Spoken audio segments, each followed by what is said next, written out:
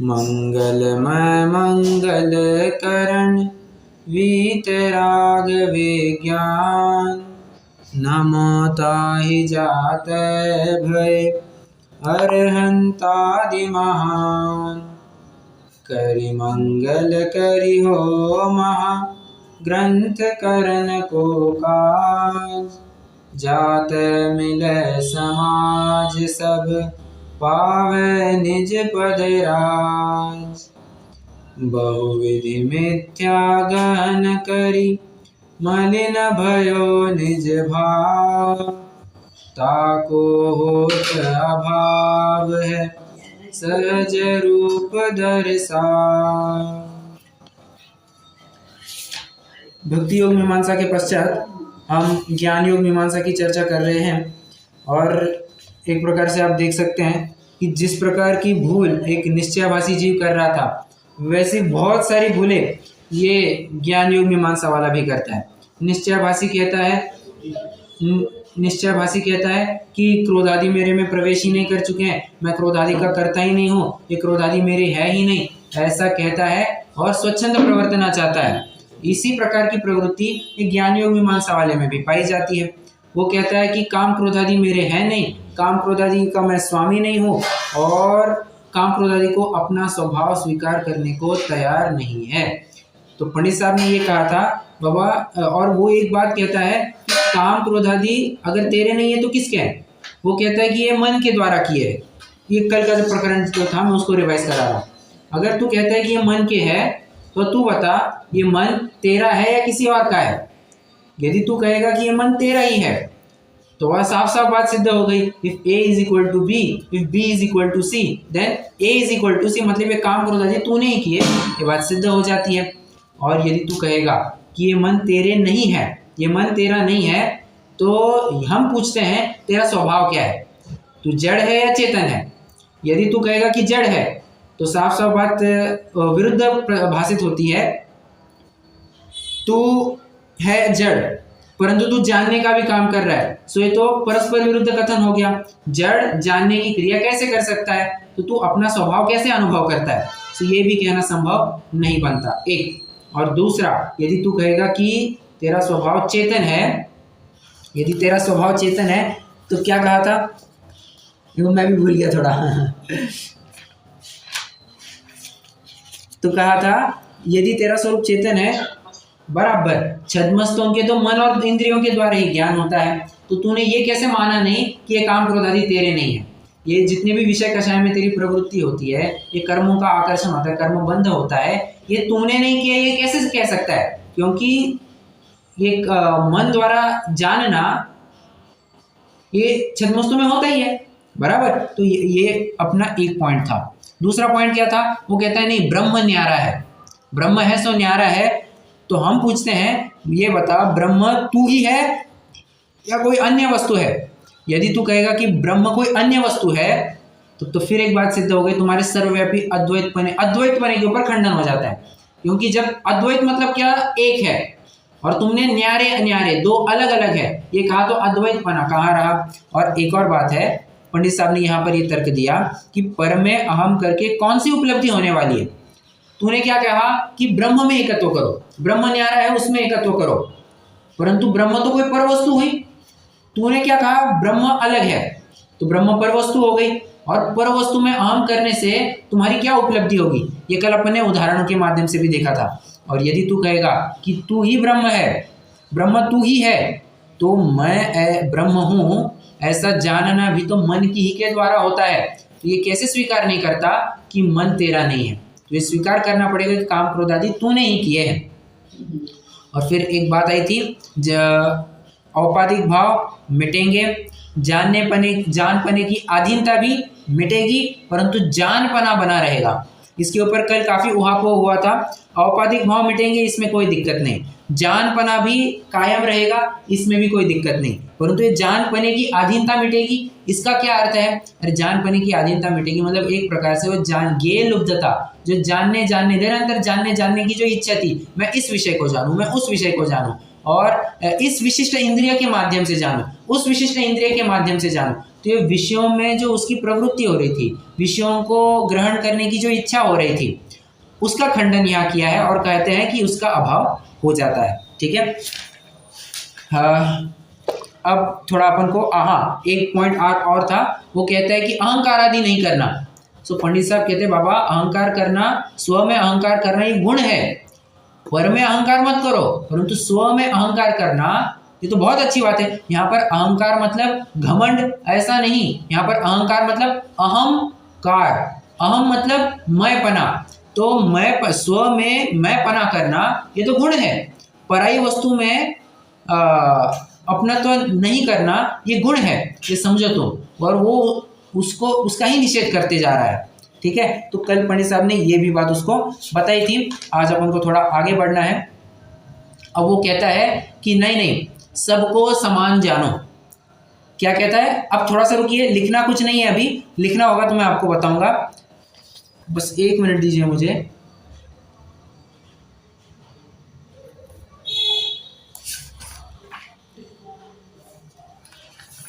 देखो क्या कहा, वो सामने वाला कहता है, ब्रह्मवादी कहता है, अब आज का प्रकरण चालू हो रहा है कि सर्व को समान जानना, भेद कुछ नहीं करना, एगा मनुष्य जय, सब समान है, सब समान है, ऐसा वो कहता है। ठीक है। और ऐसा क्यों कहता है? क्योंकि उसको विषय कषाय में प्रवृत्ति करनी है। भेदभाव नहीं करना चाहिए, भेदभाव नहीं करना चाहिए। उसको विषय कषाय ऐसा करना है कि उसको हो सकता है उसको कोई इंटरकास्ट मैरिज करना है, या किसी और के घर जा करके उसको खाना पानी करना है, और बस अपने विषय को पोषण करना चाहता है। वो कहता है अरे धर्म कर्म करने वाले लोग क्या रखे, उनसे क्या शादी करना, करो किसी से भी शादी, फर्क क्या पड़ता है? अच्छा फर्क क्या पड़ता है, ऐसा ना? तो फिर तुमने उस लूली लंगड़ी के साथ शादी क्यों नहीं की, उस भिखारन के साथ शादी क्यों नहीं की? सब समान है ना, सब समान है, तो ऐसे भेदभाव क्यों करते हो? मतलब कहीं ना कहीं तुम्हारा भी विषय पोषण आड़ा आता है कि तुमको स्वीकार करना पड़ेगा। ठीक है। और क्या भक्ष्य क्या अभक्ष्य क्या फर्क पड़ता है? खाओ, जो मिले सो खाना चाहिए। अच्छा तो एक काम करो ना, क्या भक्ष्य क्या अभक्ष्य, ठीक है, गोबर खाना चालू करो, क्या दिक्कत है? सब जब कुछ सोचना ही नहीं है तो गोबर खाना चालू करो, मूत्र पीना चालू करो, और ये कोई अच्छा थोड़ी माना जाता है। तो तुमने अब नाक भौं क्यों सिकोड़ी? अच्छा बुरा कुछ नहीं होता है ना।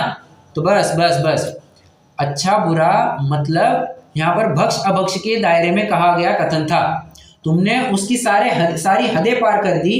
तुमने कहा कि नहीं भक्ष अभक्ष नाम का कोई कंसेप्ट ही नहीं होता, सो तो फिर योग्य नहीं है। तुमको बराबर से विवेक रखना पड़ेगा, भेद आदि बनाना पड़ेगा, मतलब डिस्टिंग्विश करना पड़ेगा। हाँ मैंने 2 ही उदाहरण दिए। क्यों मैंने ये 2 ही उदाहरण क्यों दिए? खाना पानी और शादी, ये 2 ही क्यों उदाहरण दिए?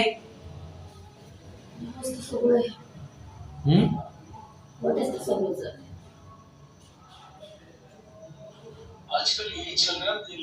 हाँ परफेक्ट। सबसे ज्यादा दिक्कत यही पर है, जिसने शादी के संबंध में अपना निर्णय अच्छा कर लिया, योग्य व्यक्ति चुना साथीदार के रूप में, और खान पान में बराबर विवेक रखता है, भक्ष अभक्ष का विचार करता है, अभक्ष वस्तुएं नहीं खाता है, भक्ष वस्तु का ही सेवन करता है, ये इस प्रकार जो विवेक रखता है ना, उसको कोई दिक्कत नहीं आती। और आज सबसे ज्यादा समस्या इसी में पाई जाती है। शादी करने में किसी से भी साथ कर लेते हैं, बस उनको विषय भोग भोगने हैं, तो फिर किसी के साथ भी शादी करते हैं, और खाने के लिए फिर कुछ भी खाते हैं। अरे कुछ जैन लोग भी मांसाहार करते देखे जाते हैं, कुछ लोग तो नॉनवेज शराब, जैन लोग भी शराब आदि पीते देखे जाते हैं। सो क्या कहे, उनको तो बस विषय सेवन विषय पोषण करना है। और एक बात बताऊं, चरणानुयोग में चरणानुयोग की अपेक्षा विचार करेंगे, पंडित जी साहब भी थोड़ा आगे जाकर के कहेंगे, हो सकता है 6वें अधिकार में प्रकरण आएगा, चेक करना पड़ेगा, और मोस्टली 6वें अधिकार में आएगा। पंडित जी कहते हैं कुल परंपरा अपेक्षा विचार सिर्फ 2 स्थानों पर करना, मतलब जो तुम भेद करते हो ना उच्च नीच आदि का, ये सिर्फ 2 स्थान पर करना। एक जब रोटी का संबंध बनाना हो और बेटी का संबंध बनाना हो, दो जगह पर क्या कहा, रोटी का संबंध, मतलब किसी के घर तुम्हें भोजन करना है तो वो योग्य श्रावक ही होना चाहिए। ऐसा नहीं कि किसी मुसलमान के घर गए और उसने तो वेज खिलाया था, अरे नहीं चलता ये सब, ये भ्रम में, और आज सबसे ज्यादा भ्रम यही होता है, नहीं उसने तो वेज खिलाया था, उसने तो वेज खिलाया था, अरे उसने वेज खिलाया था, उसने कहा था कि ये वेज है, तुम थोड़ी ना जानते हो कि वो वेज है या नहीं है, और तुम्हारे सामने बनी थी क्या, और तुम उसके ऊपर कैसे विश्वास कर सकते हो। इन सब बातों का बहुत ख्याल रखना पड़ता है और इसमें ही सब कीमती मारी जाती है।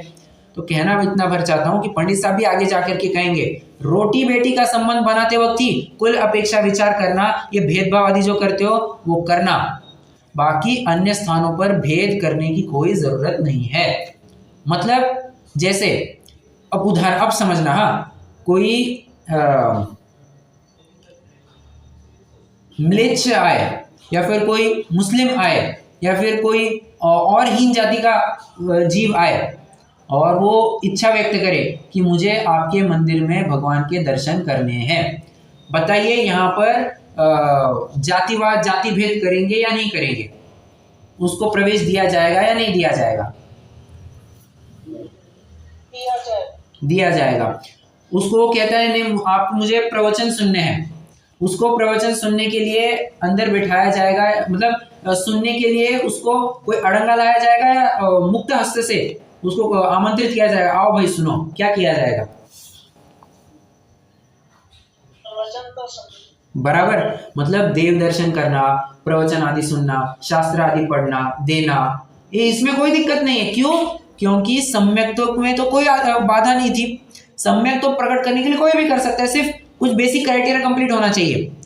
स्त्री हो, पुरुष हो, नपुंसक हो, कुछ फर्क नहीं पड़ता, कुछ फर्क नहीं पड़ता, वेद कोई मायने नहीं रखता, सम्यक्त्व प्रकट करने के लिए बस तुम्हारा पर्याप्तक होना चाहिए, संगी होना चाहिए, साकार उपयोगवान होना चाहिए, जागृत अवस्था में होना चाहिए, बस ये कुछ एक कंडीशंस है, तो तुम सम्यक्त्व प्रकट कर लोगे। संगी पंचेंद्रिय चाहिए, फिर तुम देव हो, मनुष्य हो, नारकी हो, तिर्यंच हो, कुछ फर्क नहीं पड़ता, सम्यक्त्व प्रकट करने का प्रत्येक जीव, और मनुष्य में भी उच्च जाति का हो, हीन जाति का हो, डज नॉट मैटर, कितना भी हल्के से हल्के जाति का जीव हो वो भी सम्यक्त्व को प्रकट करने का अधिकारी है। मतलब भेदभाव जो करना था ना, सिर्फ 2 स्थानों पर करना था, रोटी बेटी का संबंध बना था तभी करना था, अन्य स्थानों पर भेदभाव करने की जरूरत नहीं थी। और इसने भेद नहीं करना ये मुद्दा भोजन में और कुशीन सेवन में, शादी में, ये इसी कंसेप्ट पर उसने इसी स्थानों पर वो कंसेप्ट लगा दिया, क्या कि किसी में भेद नहीं करना चाहिए, भेदभाव नहीं करना चाहिए। तो फिर पंडित साहब ने उसको आड़े हाथ लिया है। आइए अपन थोड़ा सा पढ़ते हैं यहाँ से। तथा सर्व को समान जानना, किसी में भेद नहीं करना, उसको राग द्वेष का त्याग बतलाते हैं। क्या कहता है? भेद क्या कर, और सुनो सुनो, भक्ष्य क्या अभक्ष्य का क्या विचार करना, जो सहजता से मिलता है सो खा लो। ये कोई कुतर्क ये करते हैं, अरे यार शुद्धि का भोजन बनाना इतनी झंझट होती है, और क्या कहे इतनी आकुलता होती है, इतनी आकुलता करने से क्या, आकुलता करेंगे तो और पाप बंद होगा। तो अच्छा है ना, जो सामने मिले चुपचाप खा लो, होटल का सामने आ जाए चुपचाप खा लो, घर का सामने आ जाए चुपचाप खा लो। तुम्हें ये नहीं कहना चाहिए कि अरे होटल से मंगाया क्या, शुद्ध भोजन बनाया क्या, और इसमें रात में बनाया क्या, और तुम मुझे ये वस्तु कैसे खिला रहे हो, ये ज़्यादा प्रश्न नहीं करने चाहिए। और ये कुतर्क रखता है, ये जो मैंने अभी बताया ना, ये सारे कुतर्क रखता है। वो कहता है कि ऐसा करेंगे ना तो हम समता भाव वाले हो गए। समता भाव, ये चरणानियों को उड़ा करके तुम्हारा कौन सा समता भाव है? मतलब तुम जिनवाणी के किसी एक अनुयोग को खूंटी पर टांग देते हो और कहते हो ये हमारा समता भाव है, वाह बड़ा सा अच्छा समता भाव है कि तुम जिनवाणी को लटका रहे हो। तो ये बिल्कुल भी संभव नहीं है, क्योंकि सर्व पदार्थ समान नहीं है। पंडित साहब कहते हैं सर्व पदार्थ समान नहीं है, कोई चेतन है कोई अचेतन है, कोई कैसा है कोई कैसा है। उन्हें समान कैसे माने? इसलिए पर द्रव्यों को इष्ट अनिष्ट न मानना सो राग द्वेष का त्याग है। पदार्थों का विशेष जानने में तो कुछ दोष नहीं है।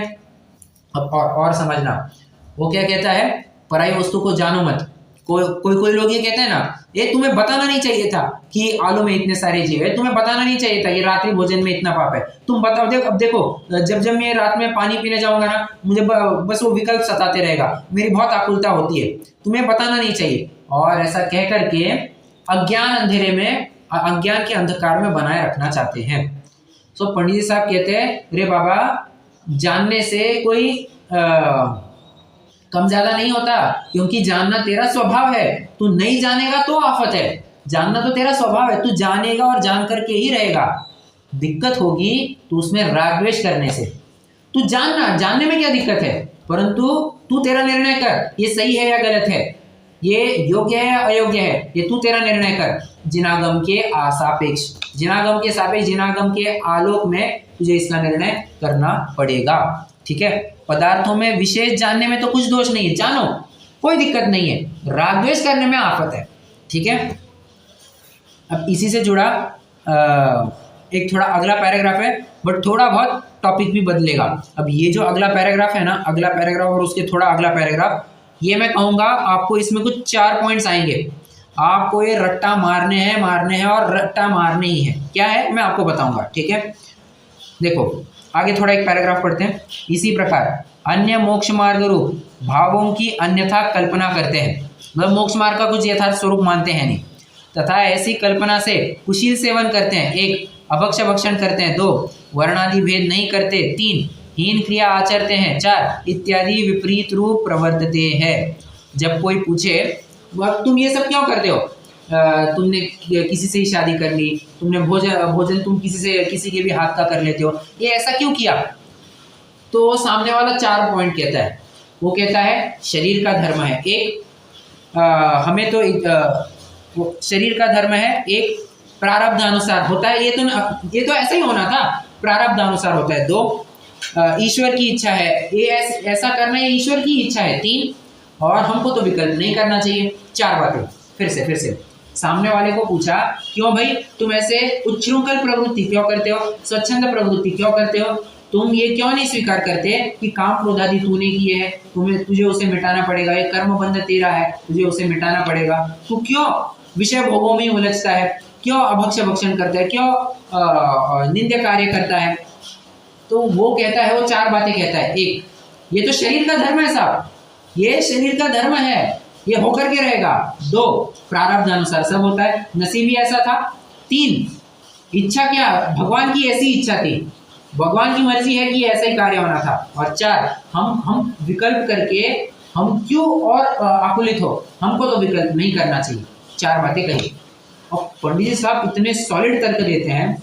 वो कहता है, सो देखो झूठ आप जान करके कार्य करता है और शरीर का धर्म बतलाता है। पॉइंट नंबर 1 स्वयं क्या लिखा है, हाँ, उद्यमी होकर कार्य करता है और प्रारब्ध मतलब भाग्य अनुसार कार्य बतलाता है। 3 अपनी इच्छा से सेवन करता है और कहता है ईश्वर की इच्छा है। और 4 स्वयं विकल्प करता है और कहता है हमको तो विकल्प नहीं करना। सो देखो झूठ, ये क्यों ऐसी विपरीत कल्पना करता है। अगर प्रारब्ध कहना ही है तो सर्वत्र प्रारब्ध को, विषय भोगों में और धर्म ध्यान में सर्वत्र प्रारब्ध कहो ना।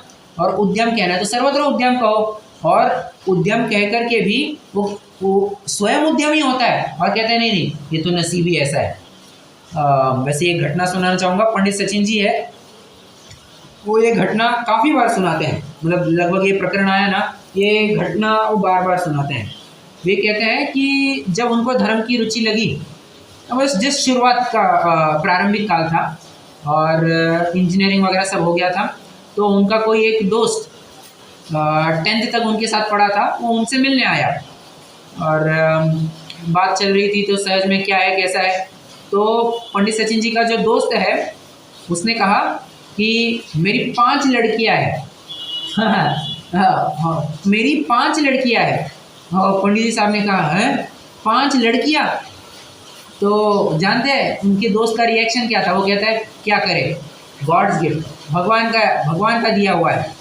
तो अब आप स्वयं विचार कीजिए, ये विषय भोग तो तूने ही भोगे हैं, तू ऐसा क्यों कहता है कि ये भगवान का है, क्यों कहता है ऐसा। और समझना यदि अब तो अभी तो कह रहा है कि ये भगवान का दिया हुआ है, परंतु मान के चलो अगर कोई लूली लंगड़ी जन्मती तब कहते क्या कि ये गॉड्स गिफ्ट है, तब क्यों उसे गॉड्स गिफ्ट नहीं मानते? क्यों उसे कचरा पेटी में डाल डाल करके या उसे अबॉर्शन कर करा के उसको खत्म करते हो? क्यों फिर उसे गॉड्स गिफ्ट नहीं मानते? ये तुमको स्वीकार करना पड़ेगा। तो कोई ईश्वर की इच्छा है ये कह करके छल ग्रहण मत करो, ऐसा यहाँ पर कहा जा रहा है। तो आपको अभी थोड़ा सा नोट करना पड़ेगा। आप एक प्रकार से टेबल बनेगा, 2 कॉलम का टेबल बनेगा। लेफ्ट साइड में लिखिए ब्रह्मवादी, राइट साइड में लिखिए पंडित जी का उत्तर।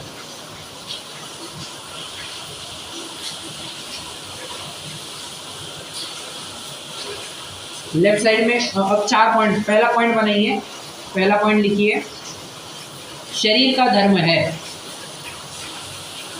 शरीर का धर्म है। पंडित जी का एरो करके लिखिए पंडित जी का उत्तर, मतलब दूसरे कॉलम में पंडित जी का उत्तर लिखिए। आप जान जान कर कार्य करता है, आप जान जान कर कार्य करता है। ये इसका क्या मतलब होगा?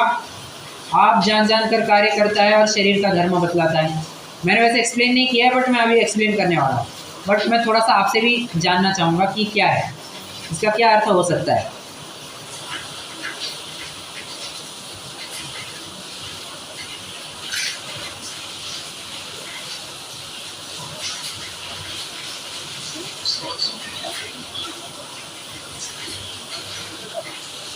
और ये अगला पॉइंट है, प्रारब्ध अनुसार कहते हैं ना, हो सकता है उसमें वो पॉइंट कवर हो जाए। हाँ, वैसे देखेंगे ना तो चारों पॉइंट्स में आपने जो कहा ना, ये चारों पॉइंट्स में बैठेगी।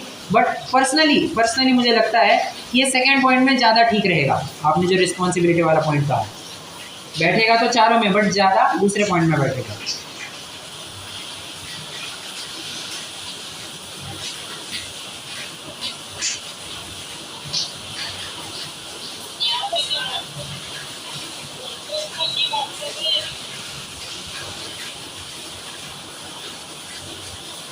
नहीं समझा।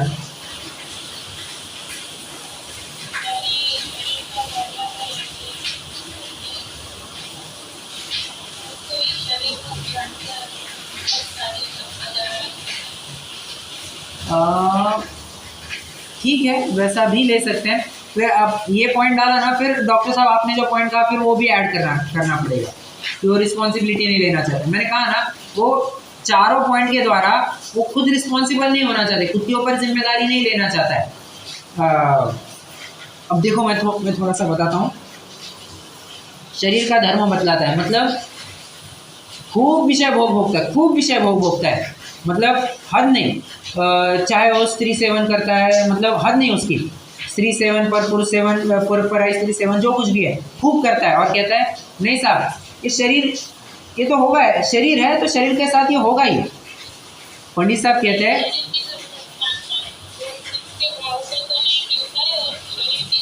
हाँ, करेक्ट, वो शरीर की ज़रूरत समझता है। वो कहता है कि ये मैंने थोड़ी नहीं किया, ये तो शरीर का किया हुआ है, शरीर का किया हुआ है। तो पंडित साहब कहते हैं बाबा, आप जान जान कर कार्य करता है, स्वयं तो इतने विषय भोगों में उलझा रहता है। क्या करता है? ये वो तुमने ही वो गलत मैगजीन्स उठा करके लाए थे, वही तुमने चित्र विचित्र फोटोज तुमने ही देखी थी, स्लाइड फिल्म्स तुम ही रात में चलाते थे, और कामसूत्र की फोटो कामसूत्र की किताब तुम ही तो घर पर लेकर के आए थे। सो स्वयं तो ऐसे विषय भोगों में प्रवृत्त होता है। वो किस तरह की मैगजीन्स पढ़ता है? वो है ना 3 Idiots में दिखाता है, वो चतुर हर एक, मतलब ऐसी बहुत अनाप शनाप, कहने को अच्छा नहीं है, बट थोड़ी सी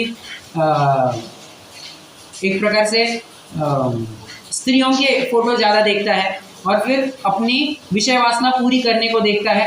तो ऐसी फोटोज देख करके, ऐसे मैगजीन्स पढ़ करके, कामसूत्र की किताबें आदि पढ़ करके तो अपने विषय सेवन ही का तो पोषण करता है। और कहते हैं शरीर का धर्म है। वाह रे वाह, ये तो ऐसी अनीति तो संभव है ना ही।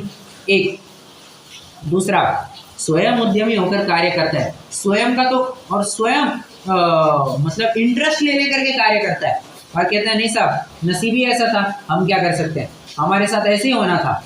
हाँ, तीसरा पॉइंट तो और गजब का है, वो कहता है ईश्वर की इच्छा है, स्वयं इच्छा करता है और कहता है ईश्वर की इच्छा है, ये तो बिल्कुल भी संभव नहीं है।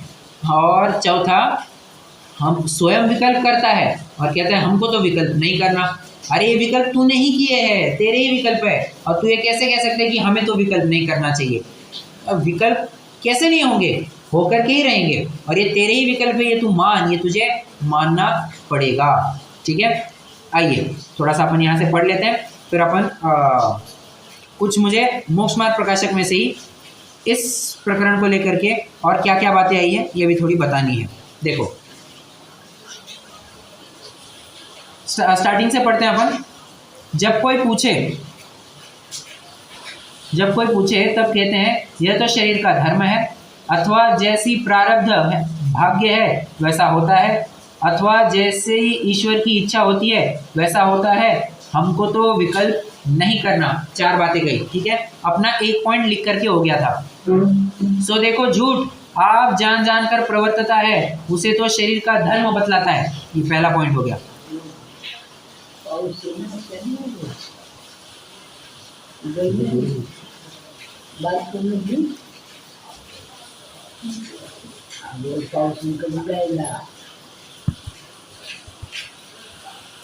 हाँ, तो दूसरा पॉइंट लिखिए अभी ब्रह्मवादी के कॉलम में लिखिए प्रारब्ध अनुसार कार्य होता है, प्रारब्ध अनुसार कार्य होता है। पंडित जी के कॉलम में लिखिए स्वयं उद्यमी होकर कार्य करता है।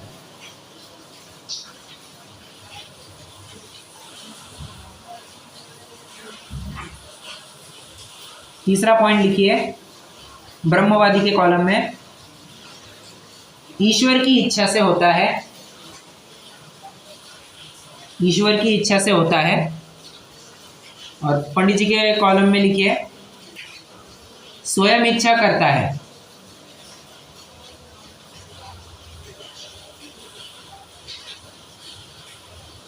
और चौथा पॉइंट लिखिए हमें विकल्प नहीं करना चाहिए, हमें विकल्प नहीं करना चाहिए।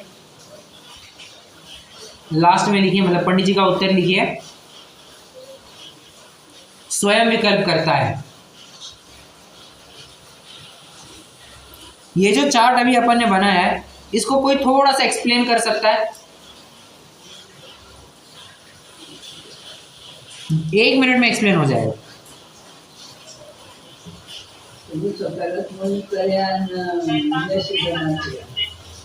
क्या क्या? हाँ बराबर। नहीं, आप 1 बाय 1 थोड़ा सा एक्सप्लेन कीजिए ना, मैं ये चाहता हूँ। ये 4 पॉइंट का 1 बाय 1 थोड़ा सा एक्सप्लेन कीजिए, एक दो लाइन में।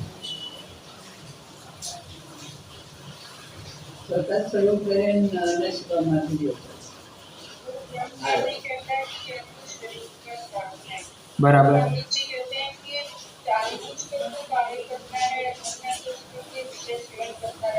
बराबर बराबर, करेक्ट।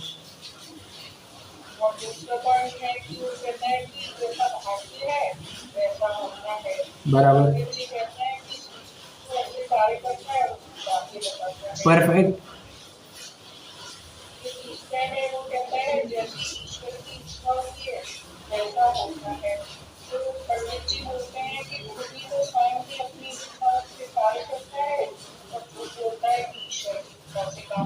बराबर,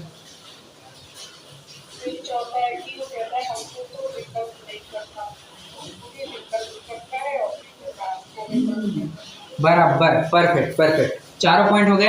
ये चारों पॉइंट आप सब बहुत अच्छा एक्सप्लेन, मतलब शॉर्ट में एक्सप्लेन करना था, इसलिए मैंने कहा आपको एक दो लाइन में बताना है। थोड़ा सा उसी को रीफ्रेम करके उसे रीअरेंज करके आपको बताना था। ये 4 पॉइंट आपको मुंह जबानी याद होने ही चाहिए। और इतना गजब का अध्यात्म है ये, इतने गजब के पॉइंट्स है। आप ये प्रकरण किसी भी सभा में चलाओ, वो काम होगा ही होगा, मतलब वहाँ पर एप्लीकेबल होगा ही होगा। किसी भी सभा में चलाइए आप, कोई दिक्कत वाली बात नहीं है। फिर से अपन चारों पॉइंट देखते हैं। शरीर का धर्म बतलाता है, और स्वयं क्या लिखा है मैं भूल गया। हाँ, आप जान जानकर प्रवृत्ति करता है और शरीर का धर्म बतलाता है। स्वयं उद्यमी होकर कार्य करता है और कहता है प्रारब्धानुसार होता है। स्वयं इच्छा से कार्य करता है, स्वयं की इच्छा से कार्य करता है और कहता है कि ईश्वर की इच्छा है ये कार्य करने की, और स्वयं विकल्प कर करके कार्य करता है और कहता है हमको तो विकल्प नहीं करना। सो देखो झूठ, अगर जिनाज्ञा माने तो ऐसी अनिति संभवे नहीं। अब आइए मैं थोड़ा सा इसी से संबंधी आपको कुछ प्रकरण पढ़ के दिखाऊंगा। Page number 311 311।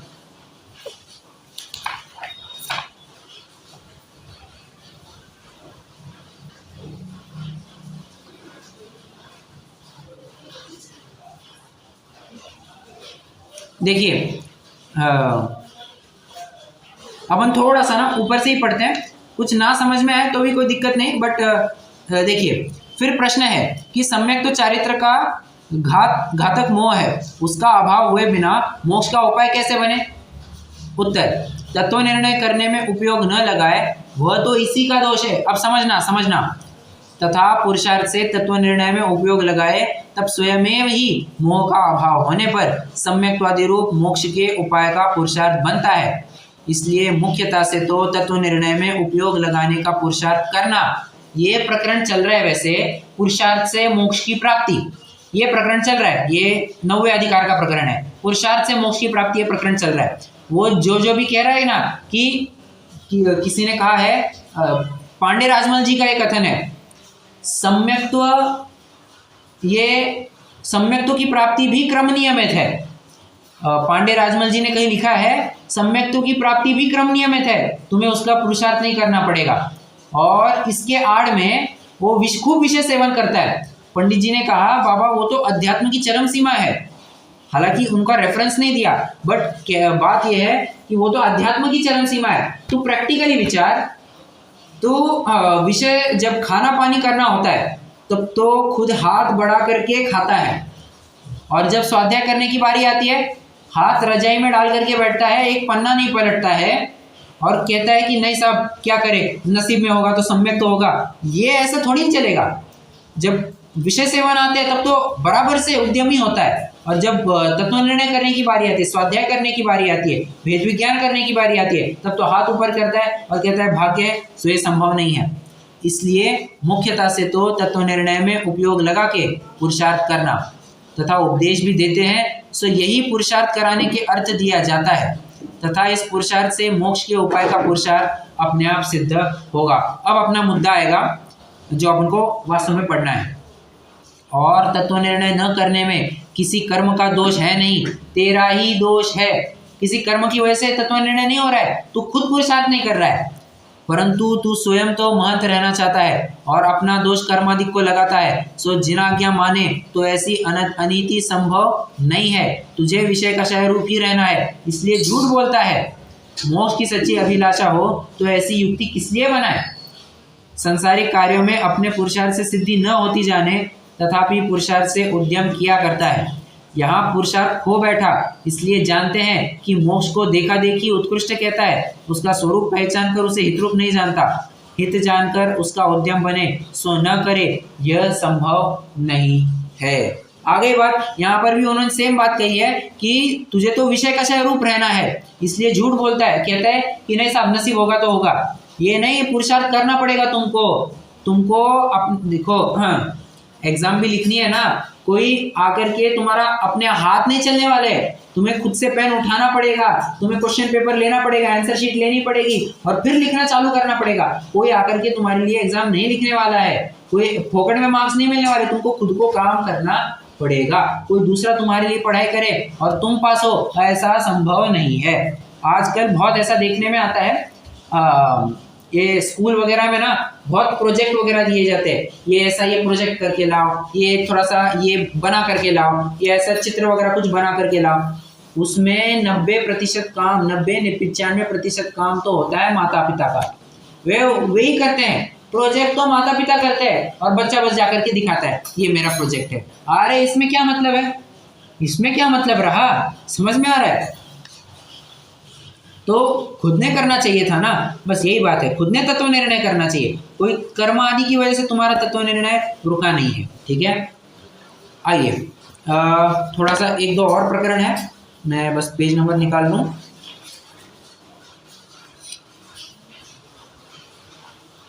आइए पेज नंबर 204, 204।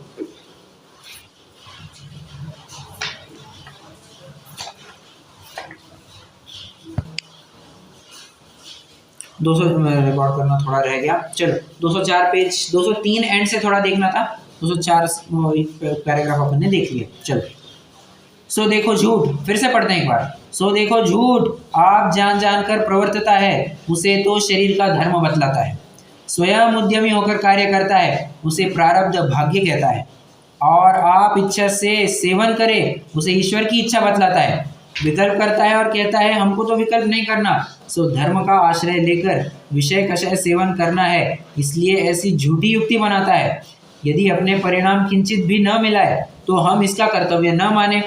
आई थी क्या बात, यही जो अपन ने 204 पेज पर, 203 204 पेज पर देखी थी, यही बात आ रही है। जैसे आप ध्यान धरे बैठा हो, कोई अपने ऊपर वस्त्र डाल गया, वहाँ आप किंचित सुखी न हुआ, वहाँ तो उसका कर्तव्य नहीं है, ये सच है। और आप वस्त्र को अंगीकार करके पहने, अपनी शीतादिक वेदना मिटाकर सुखी हो, वहाँ यदि अपना कर्तव्य नहीं माने तो कैसे संभव है। यहाँ पर उदाहरण क्या दिया जा रहा है, यहाँ पर सामायिकस्थ जीव का उदाहरण दिया जा रहा है। जैसे एक मुनिराज है जो सामायिक में बैठे हैं, और एक श्रावक है जो सामायिक में बैठा है। ठीक है, फर्क क्या है दोनों में, कपड़े मात्र का फर्क है। कपड़ा हटाओ तो इसमें और उसमें कुछ अंतर नहीं दिखेगा, मुनि जैसे है वैसे वो श्रावक दिखेगा, बराबर। तो बात ऐसी है, कोई मुनि है, अब यहाँ पर एक प्रकार से मुनि का उदाहरण समझना, मुनि का उदाहरण है, और मुनिराज ध्यान में बैठे हैं, कोई आकर के उनके ऊपर कपड़ा ओढ़ करके चला गया, क्या इतने मात्र से वे गृहस्थ श्रावक हो जाते हैं? क्या किसी ने कपड़े ओढ़ दिए और वो गृहस्थ श्रावक कहलाएंगे? नहीं कहलाएंगे। और क्या श्रावक कपड़े उतारने मात्र से मुनि कहलाएगा? नहीं कहलाएगा। बात ऐसी है, सिर्फ तुमने ध्यान में बैठ गए, तुम्हारे ऊपर किसी ने कपड़ा ओढ़ दिया, ठीक है, तो तब तो तुम्हारे हाथ में कुछ नहीं था, परंतु मुनिराज स्वयं कपड़े ले करके स्वयं किसी को कहे तुम मेरे लिए कपड़ा लेकर के आओ, मुझे पहनना है, और फिर सामायिक में बैठे, ध्यान में बैठे, तो तब उसको मुनि कोई कहेगा? अब बताइए, अब उसको कोई मुनि कहेगा? नहीं कहेगा। ठीक है, ये समझना पड़ेगा। बात इतनी है, जितना बुद्धिपूर्वक अपने तरफ से हो सके करो।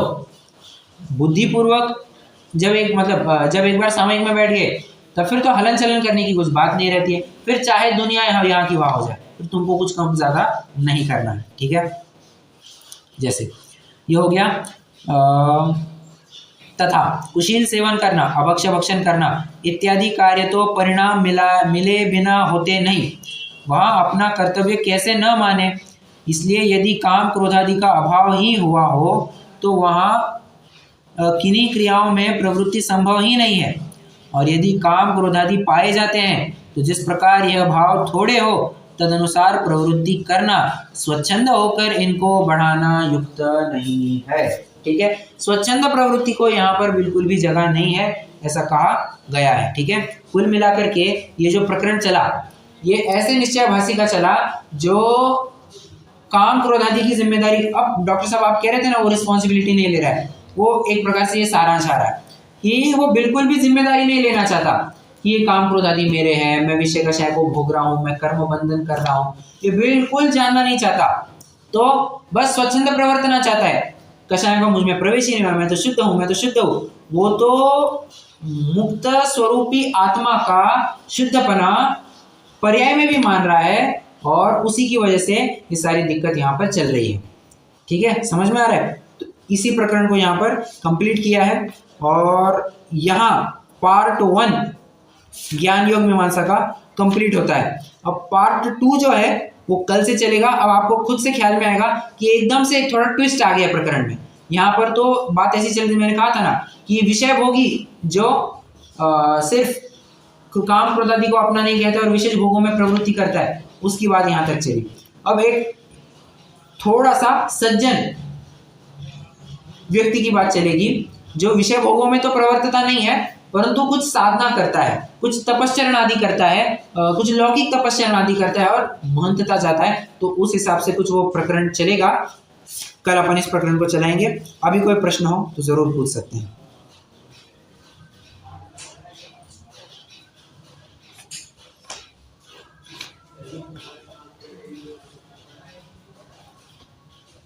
नहीं है, चलिए रुकते हैं, जिनवाणी स्तुति करेंगे।